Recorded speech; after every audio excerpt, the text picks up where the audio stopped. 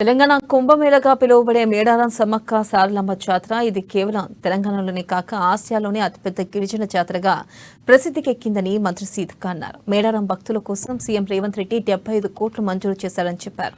అధికారులంతా సమన్వయంతో పనిచేసి జాతర పనులు పూర్తి చేయాలని ఆమె కోరారు. జాతరకు వచ్చే భక్తులు ప్లాస్టిక్ తగ్గించడం విధంగా చర్యలు చేపట్టాలని సూచించారు. ఇక జనవరి నెల లాస్ట్ వరకు జాతర పనులు పూర్తి చేస్తామని అన్నారు. రాష్ట్ర స్థాయిలో సీఎం, డిప్యూటీ సీఎంతో జాతరపై రివ్యూ ఏర్పాటు చేస్తామని తెలిపారు. జాతర జరిగే తేదీలతో మరొకసారి పోస్టర్లు విడుదల చేస్తామని వెల్లడించారు.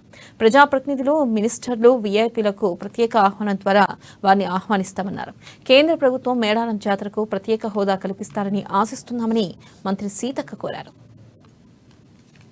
పెద్ద ఆదివాసీ జాతర అయినటువంటి ఈ రాష్ట్ర ప్రజలందరికీ మనందరికీ ఇంటి ఇలవేల్పులుగా మరి మనందరి మొక్కులతో విరాజిల్లుతున్నటువంటి తల్లులు సమ్మక్క సారలమ్మ పగడిద్దరాజు గోవిందరాజుల యొక్క జాతర మన ములుగు నియోజకవర్గం ములుగు జిల్లాలో మరి అత్యంత ఘనంగా ప్రతి 2 సంవత్సరాలకు ఒకసారి నిర్వహించుకుంటా ఉన్నాం.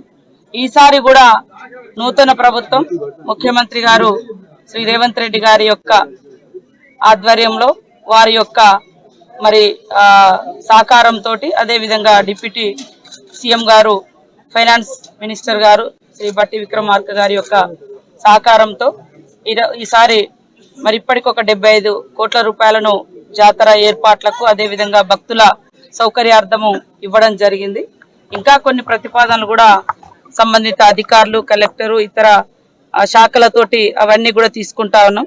భక్తులకు ఎక్కడ కూడా ఎలాంటి ఇబ్బందులు లేకుండా అందరం అధికారులు, ప్రజాప్రతినిధులు ఒక టీమ్గా మరి పూజా విధానానికి ఎక్కడ విఘాతం కలిగించకుండా, ఆదివాసీ సాంప్రదాయాలకు ఎక్కడ ఆటంకం జరగకుండా అత్యంత వైభవంగా నిర్వహించాలని మేమందరం కూడా భావిస్తా ఉన్నాం. అదే విధంగా ప్రజలు, మీడియా, బయట నుంచి వచ్చేటువంటి భక్తులు కూడా ఎవరికి వారు క్రమశిక్షణగా వ్యవహరిస్తే ఈ ప్రాంతం అంతా కూడా మరి పరిశుభ్రతతో ఉంటది.